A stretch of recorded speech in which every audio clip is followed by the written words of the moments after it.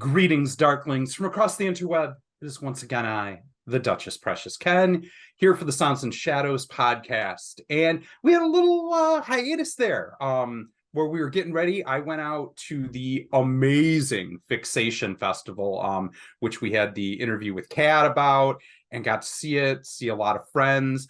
I I got to see Hate Meteor in person. It was so adorbs. We got to meet and give them a hug, and it's just an amazing weekend all over.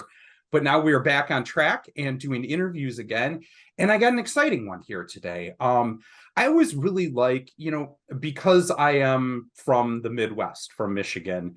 A lot of times I think the goth scene here and the music that comes out of here gets overlooked. If it's not really Chicago, not as many people hear about it and understand, but man, we have a rabid, intense fan base here I think because it is an often dreary, rainy, stormy, intense place where the Midwest has some of the great goth bands to come out in the last 20 years.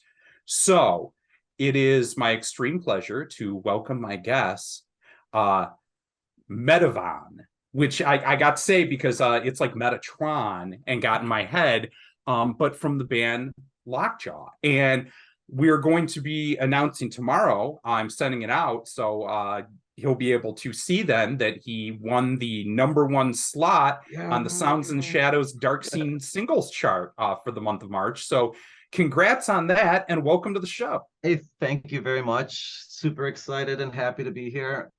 I've been following the group now for well over a year, maybe 2 years. I'm not exactly sure, but it's a great community of music lovers and industrial and electro and more the dark scene that doesn't really have like a fitting in other places. That's what we love here is I try and invent 2, 3, maybe even 4 genres a day, because who cares about genre, right, but it kind of all under the dark scene umbrella. Right. So Metavan, first thing I'll get into with you is you are from, as I was kind of bringing up, the Midwest, Milwaukee, which is Milwaukee. Milwaukee, where my bass player Colin went to art school there Okay. and knows that scene well. Tell me a little bit about, kind of what the scene is like there, and why you choose that as your stomping grounds. Because I'll tell you, I was really happy when I heard how intense, when you put the single on the group, your fans came storming in to support you. They seemed really Right. ravenous about Right. their support and how excited they are for you and the music you're making. Yeah, they're super passionate, and we've always had like a real loyal following. Not necessarily giant and known everywhere, but like, certain people that are always about supporting what I do and the different versions of Lockjaw through the years. So it's been really cool. As far as Milwaukee, I feel more like I've been trapped here most of my life looking for a way out. It's very cold and gray most of the year until like spring comes. Then it's very windy, and the leaves start to come out and everything gets a little bit calmer and more beautiful. And I like it that way. I'm a big nature person, so most of my time consists of being outdoors with my dogs or Very cool. on my boat fishing, hiking. And then when I'm not doing that stuff, I'm focusing on the music and trying to record or mix or set up shows or do all that. Now, Uh, see, that's one I don't hear all the time, is like the naturalist goth, like, yeah, really into, hunting and fishing and hiking and boating. That's so cool. I mean, it makes yeah, sense up in Milwaukee, but it's just not a story I hear a lot, right, and how those things cross over, for sure. And where I'm not you really like into surround your fire pit in like thick black church candles or something, and, I'm not really into hunting, but I fish a lot and I do catch and release because I'm definitely more for like, letting animals live on yeah. and stuff. But yeah, there's definitely a more of a contrast I've noticed than say like your average industrial band likes and stuff like that. Usually they're more comfortable with concrete under their feet. Right. But I feel like I need that balance in order to keep it all in perspective and keep the inspiration towards the music alive. So a question I always like to ask here near the beginning is a young Metavan, you're out there in your Cub Scouts uniform, walking through the woods, like, picking up various morel mushrooms and whatnot to bring back to camp. Something struck you, whether it was a show you saw, a band you heard, something like that that hit you and said, this is me, like making this music and darks, this is me. And tell me a little bit about what that was and what propelled you into this scene. So it's been a constant kind of lead up to this, but I guess it started when I was like 12 years old and I went to the record store and I was hearing Motley Crue's Looks That Kill on MTV all the time. And I was like, whoa, I'm like, this is like kind of dark and like has like this evil vibe. And I was just all about it. And I went to the record store and I saw the record and I was like, wow, I'm like, I don't know if these are dudes or chicks, but they look scary and they just sound awesome. And I just got really into it. And like the dark persona that they had at the time on that album, like was really inspiring to me.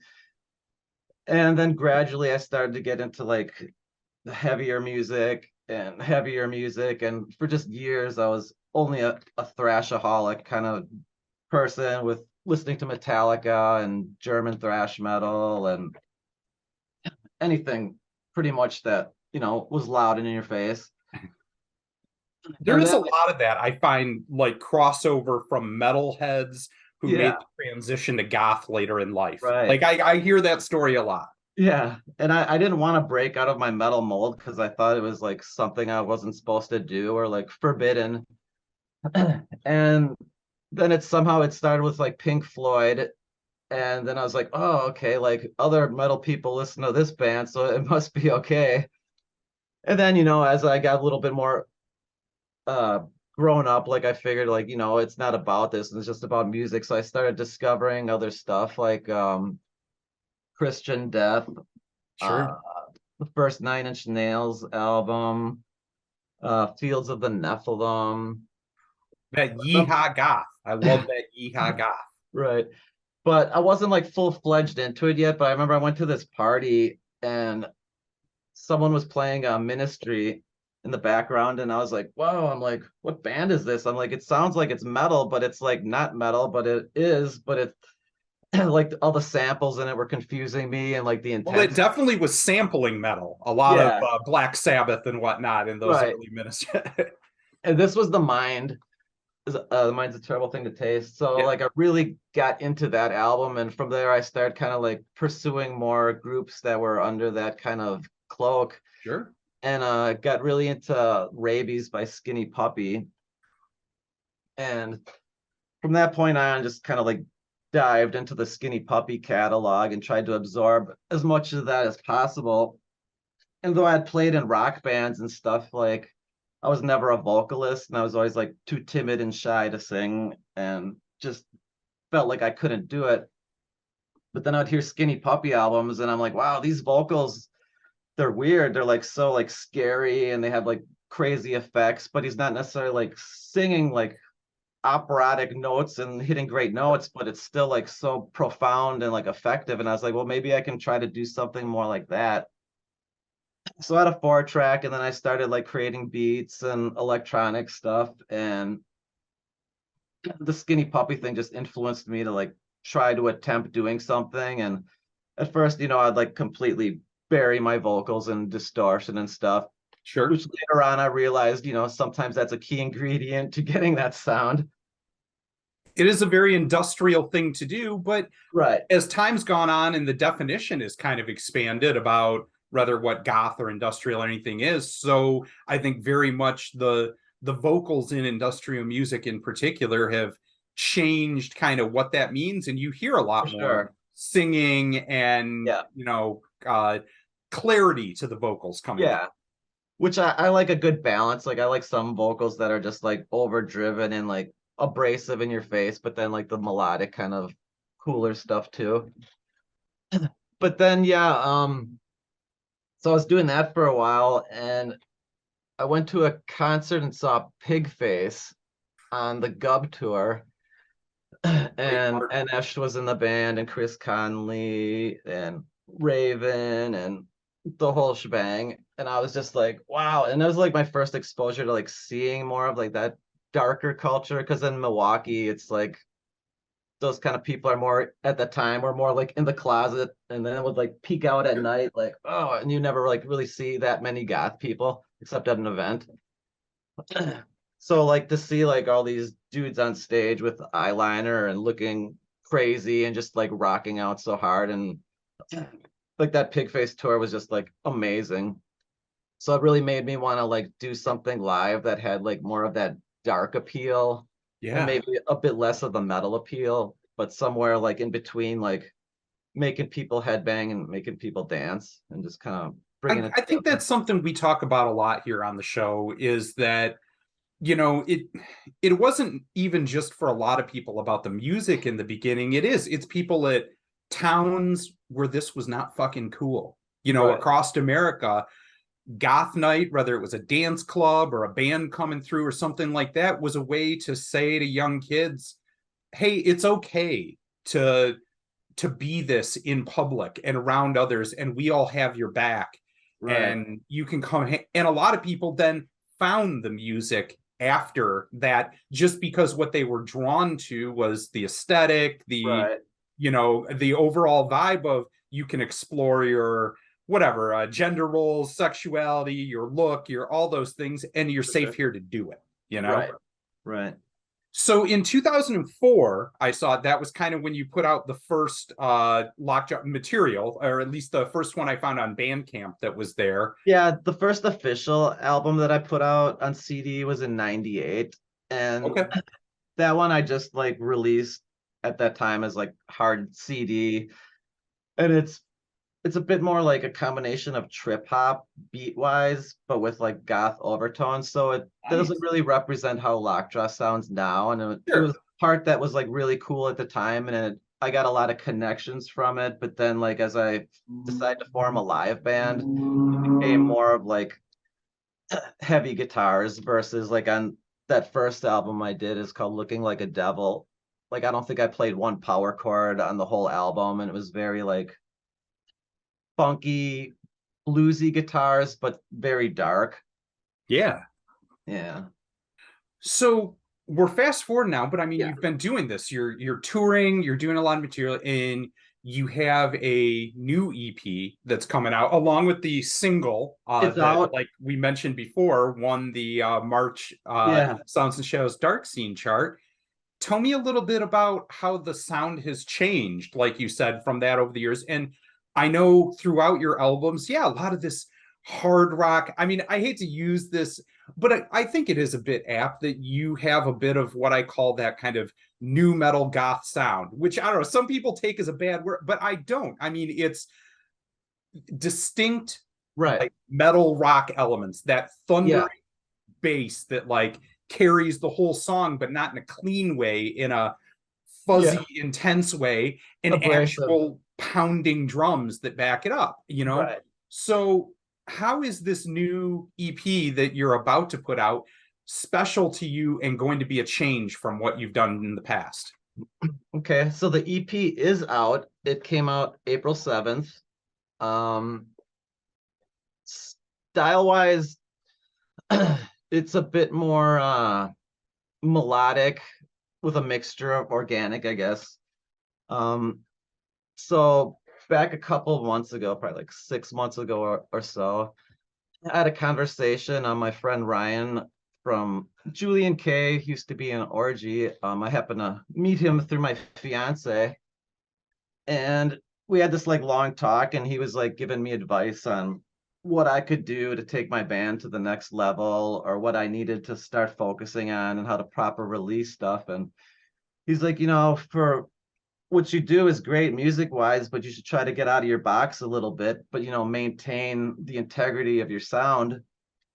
And it just made a lot of sense at the time. And I was like, yeah. And he's like, take some of your influences, listen to them like crazy, and just try to incorporate that feel into what you do. And at the time, like I was listening to a lot of Julian K and still am, and Aesthetic Perfection. Yeah. And I've always been familiar with the bands, but I never really like listened to them a lot. And when me and my fiance started dating, like every time we drive to a show in Chicago, she'd have like usually one of those bands would come up and I'd be like, "Oh, who is this?" And she'd be like, "Aesthetic Perfection." I'm like, "Oh yeah." And then the next time we'd go on a drive, I'd be like, "Who is this?" And like the same answer. I feel like that every time Daniel Graves pops up in the Sounds and Shadows chat. I'm like, oh, Right. who's with this hot take? Oh, it's Daniel again. Who's with this hot take? Oh, it's Daniel again. Yeah. Right. But I like how both those bands are super like melodic and electro and almost have like, and I don't mean in a bad way, but a commercial feel where Sure. it's just like very High catchy, well production produced. value. Yeah. But then they also have these parts that are like super abrasive, yelly-ish and stuff. So I kind of took, I like that word, yeah, yelly-ish. yelly-ish. I kind of took a bit of that influence for this album when I was recording and tried to get more dynamics going that way from like electronic parts to like punchy guitars and kind of Yeah. get a good balance in between. So I feel like this is definitely probably the best Lockjaw album I've done. There's been 15 albums altogether, and I would say like maybe four of them I'm just like, yeah, that was a great album. Other ones I like some songs, but some songs I kind of wish Sure. I wouldn't have We done or grow, we move on. Yeah. yeah. So with this one, it kind of hit a point where I was like just super excited. And for the vocals, I went into a different studio. Normally, I do all the recordings and stuff myself, but I wanted to be more precise. And Eric Labros, who works at Cherry Pit Studios, out of Cherry Pit Studios in Menominee Falls in Wisconsin, he's a cool fishing buddy of mine and a well-known producer in the area. And he said, he could help me out with some tracks. And what I liked about going in with him is he'd be like, "Oh, you're hitting this note bad. Like, try this again." And if I was having problems with something, we would like do a different take. And he'd constantly push me to get it like more precise. Whereas by myself, it's super hard punching stuff in and recording. And I usually just do a bunch of long tracks and hopefully I get them perfect. But it's a pain. So working with him helped get like my vocals for my tracks just way more thick sounding, and there's just a huge difference recording vocals on a $3,000 mic versus a $300 mic. Right. That is true. And I feel like that aspect had a lot of positivity towards making the album as good as it turned out. And the Yeah. single Anaya Love that got the votes and stuff for the March single, like definitely showcased like that vocal production that he was able to obtain with me. Tell me a little bit, because, and you didn't mention that until now, but Anihilov is the name of the new EP and the single on it there. Correct. Um, Tell me a little bit about, was there a concept or something, behind this or overarching theme that, beyond just how the sound was and some of the production aspects that went into it, but just from you songwriting, what Sure. was it you were trying to get out of yourself with this? So like the music, it just sort of came together with not a lot of thought or like thinking, okay, I want this to sound this way. I just started a beat and then played some stuff to it. Then it slowly started to come together part wise. And I wanted to add like a heavy breakdown part. So I did that. But lyrically, I had more of a direction, I guess. Since I talk about her a lot, I met my fiance almost 2 years ago. She's been like a huge influence on pushing me to like get back into playing. Like I took a break from Lockjaw for 6 years Yeah. and I put out some EPs, but like I never pushed anything very hard. It would just be like, hey, I got an album coming out, check it out. Didn't do any shows. And then last April came around and started playing out again. And she kind of pushed me to like, just take a few of these shows. Like it could be a good opportunity. And I was like, I guess. And I did, and they ended up being awesome, great shows, and started like a new vibe. And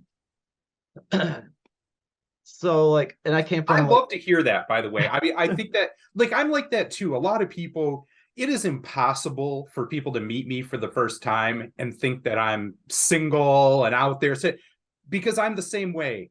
Rachel is such a part of my life. Yeah. Anybody that I'm meeting within 2 to 4 minutes of a conversation, she's getting Right. brought up because I mean that's how we are. You Yeah. know what I mean? That and so I love hearing that from you, especially from like somebody who's still doing kind of the rock star lifestyle and how Yeah. is that look, this Right. is who I am, and she's a big part of that, and she's a big part of the fire that pushes me to go on and Yeah, do for this. sure. And I love to hear that like that's blended into your mindset when you say, yeah, this album, like her fingerprints are all over it because she Right. was all over my life when I was putting it out. True. Yeah, and I came from before that was in a very broken relationship for 8 years that was just like being in hell. And Sure. to find that contrast or someone with that kind of the love and support that she's shown me, it just like inspires me all the time. So the song primarily is about our love, and the overall theme is that like everything in the world dies. It's kind of dark and stuff because I also have depression and bipolar attacks sometimes, so like I get pretty dark. But this is kind of like the dark aspect of love being eternal and always going to be there kind of thing. And with the video too, I she's in the video and everything because I figured that was only appropriate since she started the inspiration. Sure. And the video kind of is themed around me being dead and she's at my funeral. At some point, like she looks in the coffin and like my body's no longer there. So she goes on this search through this mazed building looking for me and finally finds me in this like lit up room and we kiss and embrace. And I guess it's kind of meant like a metaphor for finding me in like some kind of afterlife or something. Eternity or yeah. Yeah. That is so freaking I love to hear that because frankly, although we've done one once, I wouldn't say that industrial music has been a fertile ground for love songs No. traditionally, right? But Right. I love here because to me, I think a love song as a songwriter is one of the hardest things to write and not sound like a cheese dick. Right. Like it's Exactly. there's people who've pulled it off over Yeah. the course of time, but usually people who write great love songs are either A, writing about heroin, or B, writing about, coming off sounding really hokey. Yeah. And to really pull off something where you express genuine feeling and appreciation for your partner in a fucking lit, like hard, Right. banging song is not easy to do. And that's freaking incredible.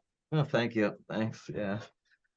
Another thing I wanted to ask about in terms of the album is that so the cover, kind of like I said, I mean, you said you're not a big hunter, but I mean, kind of has this really cool, like, wilderness, native homage, but like deer skull, Right. like totem on the front of it. And Yep. when I heard that you kind of talked to me about that, another thing I get is I would say that your music kind of has a bit of like Iggy Pop or like that, Oh, like wilderness rock to it mixed with industrial dance beats, right. and so when I see that cover art along with kind of knowing that about the sound that, like I said, what I think of as this wild, like wolf pack stalking kind of rock sound to it, Sure. how much do you think that like that plays in just because it's a part of who you are? Heck, when you hang out with your producer, it's out there with KMFDM and your earbuds, like casting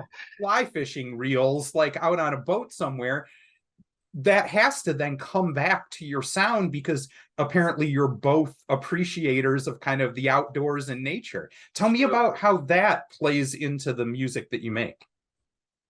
So I discovered fishing and like a passion for like nature when I was probably like 7 years old, and I was just so into it. It was like my life up until I started wanting to be in a band and doing band stuff. And my focus Why became not both? right. My focus became so intense though on music and along Sure. with the lifestyle and pulling me in and all that crap. And I took a break or just didn't even think about like fishing for like 25 years. Oh, So then back say in 2013, I had the opportunity to go stay in Michigan for a week, and we stayed on this lake, and I fished every day, and I was like, Where wow, about? That's my home grounds. Where about in Michigan were you? Manistee. Oh yeah, man, it's very beautiful up It was there. on Beautiful. Thunder Lake, is a Yeah. smaller little lake. And then after that, I started going to Canada every year, and I'd spend 2 weeks every summer in Ontario on Eagle Lake. And Canada is just like, whenever I cross the border and I see that Canadian flag, it's like, I don't know why I feel this because, I'm not Canadian or anything, but I Sure. feel all of a sudden this freedom and stuff. And like in Canada too, the cell phones don't work as great, and there's not a lot of like access to media and stuff, so you're pretty much without a phone for 2 weeks, and it's just It's so like, magically untamed out there. You can yeah. definitely not travel very far off any road out there in most of Canada and just feel like you are out there on your own Yes, in the world. right, and it feels just so damn good. And when I was out there, I wrote a few albums, and I guess at that point is when like the nature side of me started to influence the music a bit more, so I wasn't just singing about like like anger towards the system, or like the things that I would sing about sex, drugs, and rock and roll. Like this stuff started to kind of, I feel, almost enhance my creativity in a different way and make it a little bit more open interpretation type stuff versus just like, this is what this is about. And it just kind of opened up my floodgates a lot, I think. So, yeah, on the last album, there's a song, A River So Still, and that's pretty much inspired by like this river that I go to, like, I don't know, in certain seasons, like on a daily basis, but it's sort of like my serenity and escape. And like I always see like deers crossing by, and like this eagle is flying over me in the winter. And I'm big into like spirit animal references too, which That's drives awesome. probably What is drives your my, spirit animal, real quick, then? I I mean, think mine's a capybara. I think that's my spirit animal. Like I I don't can get know. along with everybody and just thoroughly hug, you Oh, know. okay. I don't necessarily know about like what I'm supposed to be, but I would say What like you feel. a coyote. Okay, I mean that's cool. I even, a little in the eyes. You have that kind of lean, hungry kind of look about you. Thank you. I like that. So we're coming up here to the end of part one of the interview Okay. with Metavan. This has been really great. I've loved talking about Lockjaw. We're going to come back for part two in a minute here. But in the meantime, Sure. let's spin out to a song. And I figure we might as well go with the winner of the March Sounds and Shadows Dark Scene single chart. So this is the track Anna Love or Anaya Love. Wait, which Annihilate. Anaya Kind of the Love. combination of annihilate and Yeah. love. So Anaya Love, off a new EP that is out now, just released here in April. And I really hope you go check out this album. Like I said, it's got a wild flavor. Like this is one, put on your headphones, throw your backpack on, get out there and smell some leaves, kids. Like it's still Yeah, goth to go out there and be dark in the woods. it's very Um, goth. So for all of us here at Sounds and Shadows, thank you for joining. Please like and subscribe for more great videos like this, and check out Lockjaw from Wisconsin on this new single, Annihilove. For all of you out there in interweb land, keep it dark, y'all.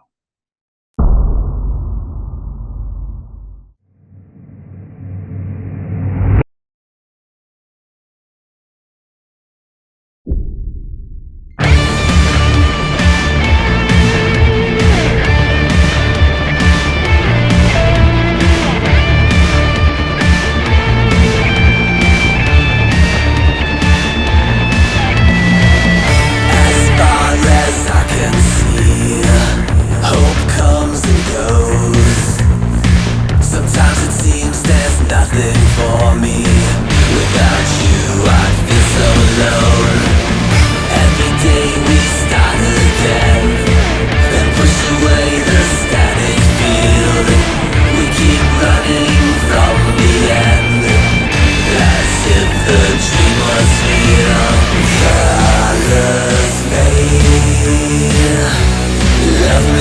through all things end, and never me and you.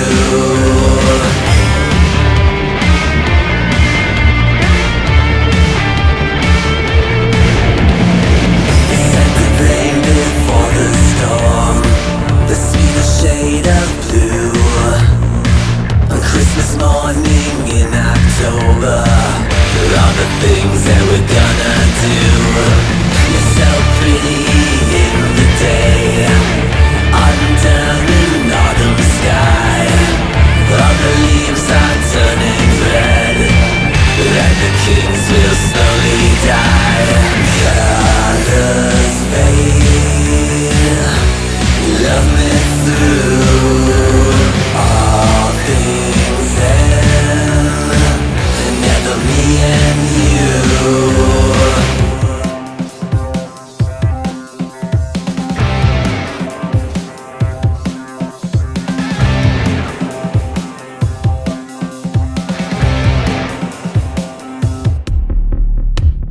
There's no more time for us to bleed and suffer. There's no more time for us to waste away. The gray skies will pass. Goddamn, you're looking so good when you're the star of the show. The star of the show.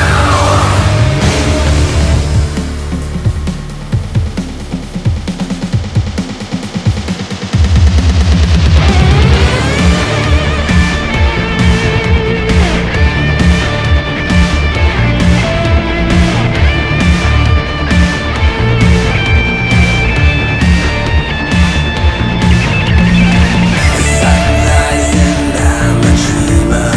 The sunset I become a believer. At nighttime we'll walk the dogs, locked hand in hand.